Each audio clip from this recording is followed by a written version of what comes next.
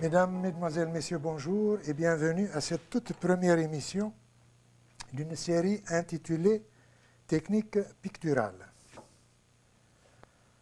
Dans ce programme que je vous propose, les matières sont très abondantes et comme le temps qui m'est alloué est terriblement mesuré, je me lance à corps perdu dans le sujet sans autre préambule. Pour déblayer le terrain, je vais commencer d'abord en donnant quelques définitions. Quand on dit technique picturale, on pense tout de suite aux arts plastiques. Mais qu'est-ce qu'on entend par art plastique? Tout ce qui se rapporte au dessin. Je vais faire un petit plan. Les arts plastiques, ça comprend quoi? Ça comprend la peinture,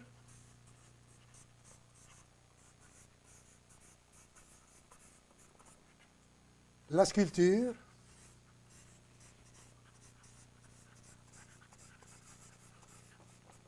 la gravure,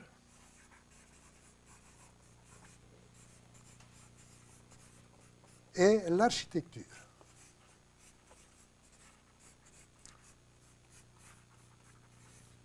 On laisse en abrégé. 1, 2, 3, 4 disciplines, on les appelle les arts plastiques. Voilà. Maintenant, quand on dit beaux-arts, qu'est-ce que ça comprend? Beaux-arts, ça comprend les 4 éléments que je viens de mentionner, plus la musique. On va ajouter musique. On a déjà 5 éléments. Ces 5 éléments, on peut les appeler les beaux-arts.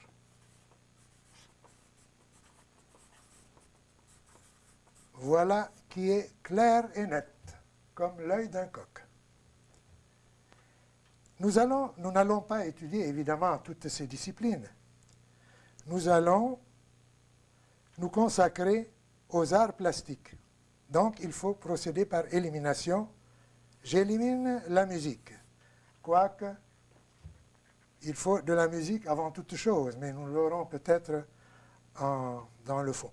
Architecture, j'ai hâte à éliminer l'architecture qui m'a valu un demi-point à mon examen d'admission aux Beaux-Arts de Paris. Gravure, on n'en parlera pas. Sculpture, je serais bien déçu de ne pas en parler parce que c'est grâce à la sculpture que j'ai pu réchapper mon admission aux Beaux-Arts. Il ne reste donc que la peinture. Et ça va être notre cheval de bataille. Prenons la peinture.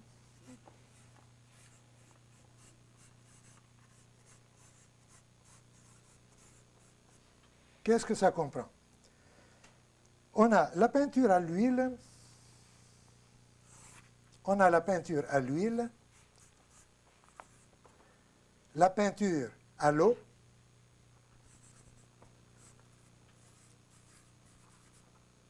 et on a le pastel,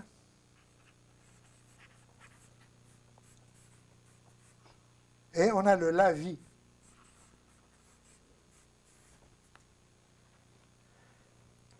L'huile se mélange à l'huile, ça se dilue à l'essence de térébenthine ou à l'huile. L'eau, son nom le porte, ça se dilue à l'eau. Le pastel, c'est un aggloméré. Le lavis, c'est de l'encre de Chine qu'on dilue à l'eau. Maintenant, si on prend la peinture à l'eau, qu'est-ce que ça comprend? La peinture à l'eau comprend l'acrylique, ça comprend l'aquarelle et ça comprend la gouache. Le lavis, on peut faire un lavis à l'eau, évidemment. On va mettre la vie aussi, c'est à l'eau. on prend de l'eau et on prend l'encre de Chine et on peut diluer cette encre de Chine dans la valeur qu'on désire. Donc vous voyez, c'est la peinture, et généralement c'est la peinture à l'huile qui va prendre le dessus dans nos émissions, ici. On fera quelques poussées vers l'acrylique, évidemment, parce que l'acrylique peut se travailler en même temps que l'huile, ne serait-ce que dans la préparation de la peinture, dans les ébauches. Mais tout ça, je vous ai donné un petit aperçu rapide. On va revenir sur cette technique beaucoup plus profondément par la suite. Une fois que nous avons ce plan devant nous, nous savons à peu près ce qui nous attend. Nous allons maintenant mentalement faire une peinture à l'huile, un tableau. Vous êtes peintre et vous avez envie de faire un tableau. Mais c'est une excellente idée. Qu'est-ce que vous faites? Vous êtes assis dans votre salon et vous pensez à un sujet. Le sujet est là. Ah, il est beau, splendide. Ou bien vous êtes dans votre atelier et vous avez devant vous le modèle ou bien une de vos compositions. Vous clignez des yeux, vous regardez le modèle, il est magnifique, c'est sublime. Vous voyez déjà le tableau dans votre pensée. Ou bien vous êtes sur le motif, devant un paysage, et vous avez la même attitude. Vous regardez votre paysage de tous les coins. Et vous choisissez le meilleur point. Là, vous dites, tiens, c'est comme ça que je veux l'avoir. Il va être beau. Oui, il est beau, je suis d'accord. Mais il est beau ici. Voyez-vous, tout tableau auquel vous pensez dans votre tête, il est beau, mais il est abstrait. C'est comme une image. L'image, tout le monde sait que l'image est abstraite. Ce que je dis, moi, quand je parle, c'est de l'abstrait. Quand est-ce qu'il va devenir concret? C'est quand il y a l'action. Mettons que vous avez 100 $ en poche. Vous dites, j'ai 100 $. Non, vous ne l'avez pas, le 100 $ encore. Vous l'aurez, votre 100 $ lorsque vous l'aurez dépensé. Si vous ne l'avez pas dépensé encore, il ne vous appartient pas. Il appartiendra peut-être au pickpocket qui va le prendre, au coin de la rue. Un tableau, c'est la même chose. Vous pouvez penser à un chef-d'œuvre. Mais nous autres, on ne peut pas juger. Pour juger, il faut voir votre pensée sur un subjectile. Qu'est-ce que c'est qu'un subjectile? Ça peut être une toile, ça peut être un carton, ça peut être un mur, n'importe quoi. À ce moment-là, on peut juger. Pourquoi? Parce que quand on parle art plastique, ça s'adresse à l'œil. Et l'œil, il faut voir pour pouvoir s'émouvoir. Donc, avant qu'on ne voie, on ne juge rien. Tout est chimérique pour nous. Donc, vous avez votre pensée en tête et vous allez mettre ça sur une toile. Quel est le processus? Comment ça va se passer?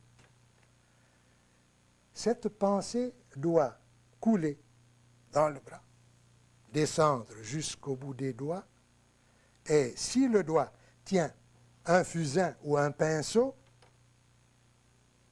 vous allez mélanger, triturer votre couleur avec le pinceau.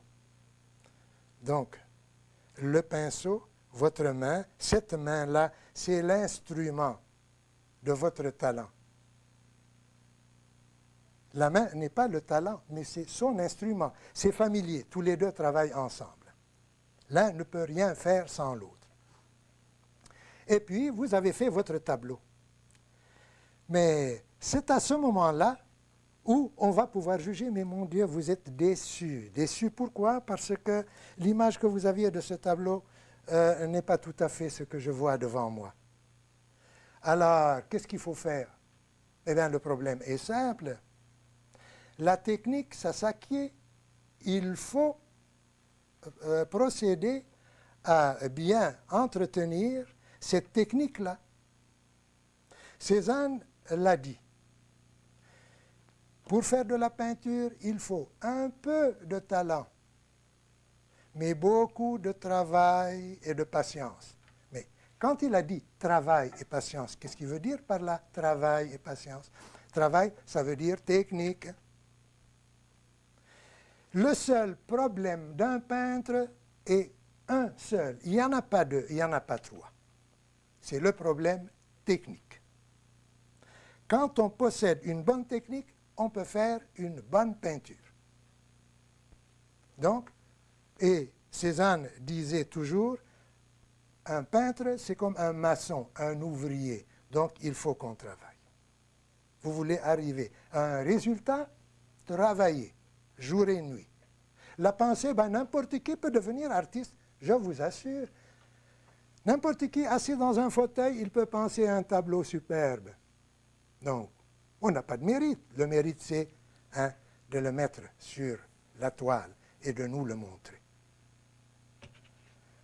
Maintenant, vous avez fait votre tableau. Vous l'avez signé, vous l'avez verni, vous l'avez encadré et vous allez l'exposer. Vous allez l'exposer dans une exposition de groupe, disons. Et puis vous êtes là. Votre tableau est devant vous et vous vous faufilez dans la foule pour voir les réactions des gens. Des deux côtés, il y a des tableaux aussi, mais qui ne sont pas à vous. Et vous voyez que tout le monde passe. Mais il ne s'arrête pas devant votre tableau. Mais pour quelle raison? Vous vous demandez. L'idée est bonne, oui, d'accord. Mais il ne s'arrête pas. Pourquoi? Parce que votre technique est mauvaise. Choisissez n'importe quel tableau, n'importe quel sujet, et employez une bonne technique qui réponde à votre pensée. Vous allez faire un bon tableau, je ne dis pas un chef-d'œuvre, mais un tableau acceptable. Le sujet ne veut rien dire. Vous pouvez prendre n'importe quoi. Van Gogh a pris ses croquenots, ses godasses, ses chaussures, et il en a fait un chef-d'œuvre. Pourquoi? Ce n'est pas l'idée tant qui compte, c'est l'exécution. Ça, c'est un mot qu'il faut noter. C'est l'exécution qui compte. C'est ça la technique. La technique, ça s'explique par l'exécution. Donc, vous allez voir que votre voisin a plus de succès que vous. Les gens s'arrêtent. Mais pour quelle raison on s'arrête? Eh bien, c'est parce que la technique est bonne. Et deuxièmement, non seulement la technique, elle est basée sur quoi? Elle est basée sur des règles et des lois qu'on va voir dans nos émissions. Les lois, on ne peut pas y toucher.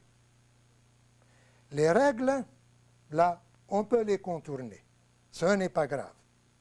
Vous pouvez aller à l'encontre des règles. Transgresser les règles, personne ne vous en tiendra compte. Tous les grands génies l'ont fait. Et ceux qui sont les plus connus, ce sont ceux qui les ont transgressés le plus. Bon. Il y a des lois donc qu'on ne peut pas transgresser, comme par exemple quand vous brûlez un feu rouge. J'en ai eu un ticket en venant ici. Je sais ce que c'est. Là, on passe devant le tribunal. Mais quand vous parquez dans un endroit interdit, ce n'est pas grave. La peinture, c'est la même chose. Quand vous avez un tableau, on va vous pardonner de transgresser les règles, mais pas les lois. Les lois doivent être présentes dans votre exécution. Et les lois, qu'est-ce que c'est les lois? Les lois, il y a un certain Armand Drouin qui a passé 45 ans de sa vie à les énumérer. 5, au nombre de 5. Je n'aurai pas le temps de le faire maintenant, mais certainement on y reviendra plus tard. Ces 5 lois doivent être présentes dans ce tableau. Le tableau qui porte ces 5 lois finira au musée, finira dans les grandes fondations éternelles. Alors, comment se fait-il, par exemple, quand on va prendre les lois et les règles, comment se fait-il que depuis que le Canada est Canada, jusqu'à présent, il y a eu à peu près, d'après les statistiques approximatives, 4 à 5 000 peintres. Sur les 4 et 5 000 peintres, il y a eu seulement un seul grand peintre canadien. Il n'y en a pas eu deux, il n'y en a pas eu trois. Un seul, et c'est Riopelle. Pour quelle raison? Parce que dans ce tableau, on va trouver les 5 lois impératives qui sont là, notées. Il n'y en a pas une qui manque. S'il y en avait une qui manque, eh bien, il ne serait pas là. Il ne serait pas, je veux dire, dans les musées. Alors, mais est-ce que vous pensez que moi, je vais ici, dans mon émission, vous apprendre ces 5 lois et vous dire c'est ça, prenez-les, usez-en depuis demain? Non. Moi, si j'avais la faculté de faire des génies, eh bien, charité bien ordonnée, je commencerai par l'appliquer sur moi-même d'abord. Mais vous êtes né artiste, vous êtes né talentueux, vous êtes né génie. On est artiste, on devient peintre, on devient architecte, on devient musicien ou chanteur ou compositeur. Alors, ici, dans mes émissions, tout ce que je peux vous offrir, c'est le bois et le foyer. L'étincelle, ça vient d'ailleurs. C'est votre maman qui vous l'a donné à la naissance. On a toujours, plus ou moins, une petite flamme. Il y en a des flammes qui sont aveuglantes, comme il y en a des flammes à peine perceptibles. Alors ceux qui l'ont suffisamment vont venir comme vous et commencer à toucher de la peinture, du dessin et essayer, c'est déjà un bon signe. Maintenant, on a parlé d'un tableau. On a vu, par exemple, pourquoi il y en a des peintres qui sont connus, il y en a des peintres qui sont moins connus.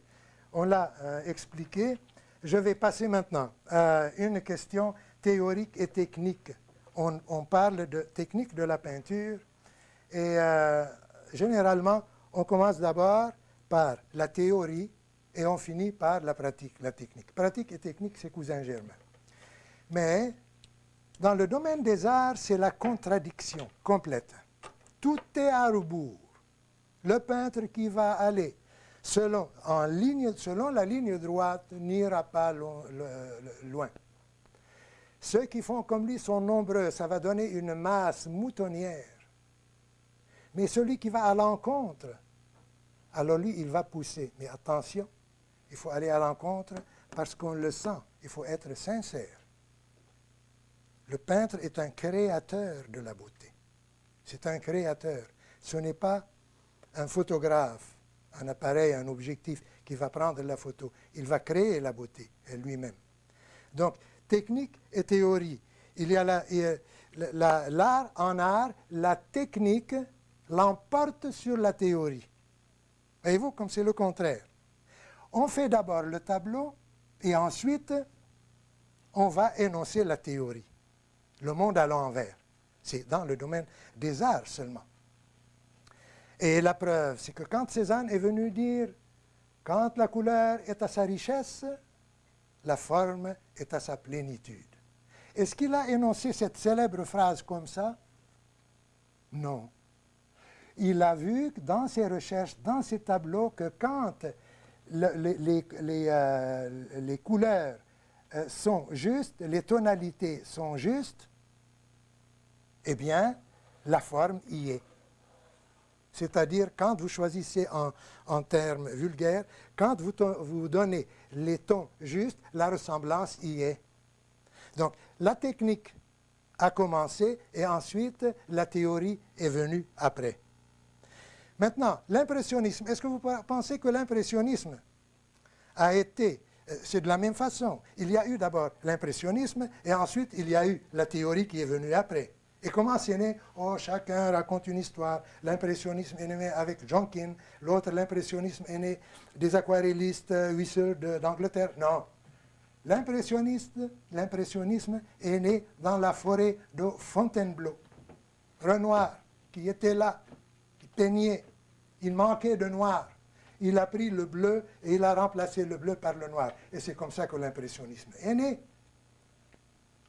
Là, il y a une petite anecdote pendant qu'il peignait à Fontainebleau. Il y en a un des amoureux qui sont venus, sont moqués de lui, la bagarre a commencé, et puis voilà, ils étaient une quinzaine, une vingtaine contre lui, lui était maigre, il portait toujours une blouse blanche qui allait jusqu'à terre, mais il se défendait. Et puis arrive un monsieur avec une jambe de bois et une canne. Et il a commencé à tabasser parmi ces jeunes, il les a vite éparpillés, et il regarde Renoir. Il dit, mais dis donc, mon jeune homme, vous peignez trop sombre, vous. Pourquoi vous n'employez pas les couleurs fraîches, les couleurs naturelles? C'est ça ce qu'on vous appelle, on vous apprend aux Beaux-Arts. Et il se présente, il dit, je m'appelle Diaz. Diaz, c'est un peintre de l'école de Barbizon. Donc, Renoir est rentré à Paris, a vu ses camarades et il leur a montré un tableau où il y avait les arbres sont en bleu et le terrain en lilas. Tout le monde était enthousiasmé et c'est là où l'impressionnisme est né. Donc voyez-vous, c'est une théorie qui vient après la pratique. Donc la peinture, c'est le domaine de la contradiction. Il n'y a pas deux hommes sur Terre qui puissent voir une couleur de la même façon. Les formes, les objets, les volumes d'une façon identique. Heureusement, parce que si tout le monde voyait la même chose, tout le monde ne serait pas indispensable, sauf peut-être un. Prenez par exemple, Corot n'aimait pas Monet. Monet détestait et Renoir et Van Gogh. Cézanne, lui, il aimait Monet et Renoir, mais il détestait Van Gogh et Gauguin. Lui, Renoir ne pouvait pas souffrir ce rat. Dites à Renoir, ce rat, 2 fois et il s'évanouissait. Donc, comment expliquer que ces génies-là, ils sont des génies quand même, ne pouvaient pas s'entendre entre eux? Heureusement, parce que si, comme je disais tantôt, tous ces génies pensaient la même chose, faisaient le même tableau, tous devraient disparaître, sauf un, et nous aurions eu notre compte. Alors là, pour cette émission, évidemment, vous savez, le temps presse toujours. Pour cette émission, je voudrais, tout seul, je ne peux pas la faire. Je m'adresse aux téléspectateurs. Il me faut, évidemment, l'appui des téléspectateurs. Pour en faire une réussite, une main, on dit chez nous, dans mon petit village, une main toute seule ne peut pas applaudir. Alors, il me faut beaucoup d'autres mains qui puissent applaudir avec moi et en faire de cette émission une réussite. Je compte beaucoup sur les téléspectateurs et je leur demanderai de m'écrire, de me donner leur opinion, leurs idées. Évidemment, cette émission ne sera jamais telle que je crois qu'elle va être dans l'avenir. Il y aurait beaucoup de lacunes, beaucoup de manques, beaucoup de vides, mais c'est sur les téléspectateurs qu'on va engager ce dialogue. C'est quand on se frotte la cervelle contre celle d'un autre que la lumière va jaillir. Et bien voilà, on arrive à la fin de notre émission. J'aurai beaucoup de choses à faire, à vous dire aussi. Je pourrais en parler pendant des heures sur ce sujet, mais on se reprendra. Je vais simplement vous demander de m'écrire. Et pour m'écrire, je vais vous donner une adresse. Évidemment, Vidéotron, aux soins de Technique Picturale, 3565 Berry. Bureau 200, Montréal, Québec, H2L 4G5. J'espère que j'ai bien lu ma leçon. La semaine prochaine, nous allons commencer là où il le faut. Je parlais de technique. Et la technique, qu'est-ce que c'est? C'est la main, parce que Henri Faucillon, quand il a écrit son livre « Vie de forme », un livre très difficile, à la fin, il a fait l'éloge de la main. Et comme c'était bien choisi et à sa place. Donc, c'est la main qui doit travailler, comme on a montré tout à l'heure. L'esprit pense, mais c'est la main qui exécute. Et c'est d'après votre exécution de votre tableau qu'on va reconnaître votre personnalité. Vous avez une certaine façon de donner votre coup de pinceau. Cézanne le donnait en 4 mouvements. 1, 2, 3, 4. Van Gogh suivait la forme. Si vous voyez par exemple Riopelle, l'année 50, avec sa spatule, où il y avait les rectangles, en regardant le tableau, tout de suite, on sait ça, c'est un Riopelle, ça, c'est un Manet, ça c'est un Van Gogh, ça c'est un Bonnard, ça c'est un Francis Bacon, on l'appelle Francis Bacon en France. Mais quand vous arrivez des fois devant un tableau, vous allez voir un tableau majestueux et une montagne qui monte majestueusement vers le ciel. La montagne Sainte-Victoire. Là, vous n'avez pas besoin de dire qui c'est. Vous n'avez pas besoin de prononcer le nom. Vous pouvez faire qu'un geste. Vous vous inclinez devant le plus grand peintre de tous les temps, celui à qui nous devons tout ce que nous avons aujourd'hui, et c'est Paul Cézanne. C'est lui qui a prêché cette technique. Il disait, le peintre est un ouvrier, donc il faut travailler avec des éléments, avec des pinceaux, avec des spatules, avec sa main, avec le bout de son nez si on veut, pour faire quelque chose. La technique va prendre le dessus. Et ça va être notre cheval de bataille. La semaine prochaine, nous allons commencer par ça. On va avoir toutes sortes de matériel auprès de nous et on va essayer en une leçon de vous donner tout ce qu'il faut. Puis après, on va commencer plus lucidement à attaquer un tableau. Comment il faut commencer le tableau? Ah, mon Dieu, je ne sais pas par quel bout commencer. Oh, ça n'a pas d'importance. Le plus difficile, c'est par quel bout finir. Eh bien voilà. Je vous remercie infiniment de votre présence. Je compte beaucoup sur vos lettres et vos opinions. Merci et à la prochaine.